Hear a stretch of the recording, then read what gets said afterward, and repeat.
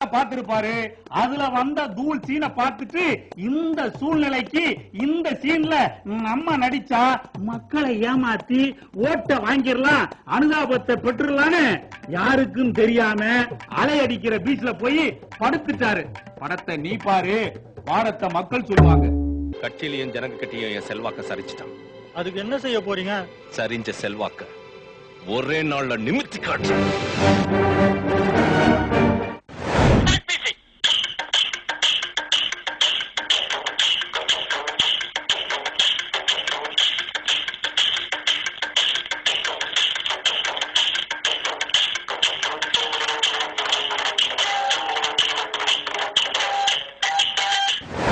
இல்லாம திடீர்னு எப்படி சார் இப்படி ஒரு போராட்டத்துல குதிச்சீங்க? அது வந்து எங்க குச்சாரு, குதிக்க வேண்டிய நிலைமைக்கு ஒருத்தன் ஆளாகிட்டான்.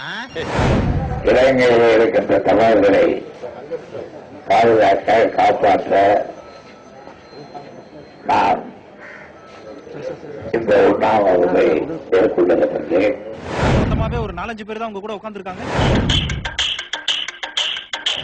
என்னுடைய அன்பான வேண்டுகோளை கழகத்தினர் கட்டளையாக ஏற்று யாரும் உண்ணாவிரதத்தில் ஈடுபட வேண்டாம் என்று கண்காடி கிங்கி கேட்டுக் கொண்டிருக்கிறேன்.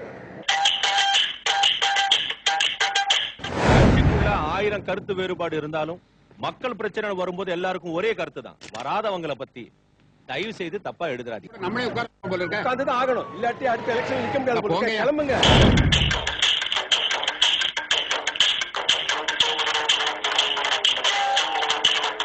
பதவிக்காக என்ன வேணாலும் செய்வேன். பொருள் ஆவி அத்தனை இழக்க நான் தயாராக. சிங்கள அரசு கோரிக்கை செய்ய உணவாக வந்தால் என்னையே நான் அர்ப்பணித்துக் கொள்ள எல்லா தமிழர்களின் சார்பாக இந்த உண்ணாவிரதத்தை மேற்கொண்டிருக்கின்றேன். உண்ணாவிரதத்தை நிறுத்திறியா? அது எப்படி தலைவரே? நடிக்காதையா. விஷயம் பிஎம் வரைக்கும் போயிருச்சு. நான் டெல்லி கூட பேசிட்டு தான் வரேன். டெல்லி மேலிடம் பிரச்சனைக்கு உடனடி தீர்வு காண்பதாக கேட்டுக்கொண்டதற்கு இணங்கி இந்த உண்ணாவிரதத்தை இத்துடன் முடித்துக் கொள்வோம்.